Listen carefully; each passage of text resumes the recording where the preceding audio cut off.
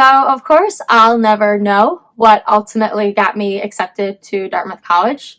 But now that I work alongside former admissions officers at Ingenious Prep, it's made me think a lot about my profile and what my application looked like and why I was accepted. So, in terms of thinking of my academics, I performed well in the context of my high school. I was salutatorian of my high school class. I took as many APs as I possibly could take, and I did well in them. I formed close relationships with the teachers that wrote my recommendations, so I knew that when I applied, they not only knew who I was in the classroom, but they know who I was as a person. In terms of my extracurriculars, I think looking back on it, I had a clear theme or application persona, as we call it at Ingenious Prep. I was very involved in music and theater, but also very involved in community service. On the music side of things, I played piano for years. I did all the choirs that my high school offered, and I performed at a lot of musicals and plays.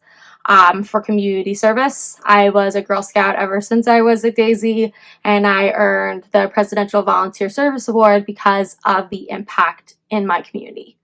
My Girl Scout Gold Award project kind of brought these two sides together because I made set pieces for the community theater I was a part of to give back. And I think also being a Girl Scout Gold Award, that helped show leadership. And as I mentioned, I was involved in many of these extracurriculars for years, which definitely demonstrated sustained involvement and commitment. So ultimately, I decided to go to Dartmouth because when I visited, I just loved the people and I loved the community. And I think that community is something that Dartmouth really prides itself on when thinking about how you can frame yourself and your application. Dartmouth is very proud of the fact that it's the only college in the Ivy League. So thinking about how you would give back to that community, that close-knit community, I think can help you when thinking about how you can get admitted. So those are some factors that I think about with my profile, and I hope that they help you think about how you could get accepted to a school like Dartmouth.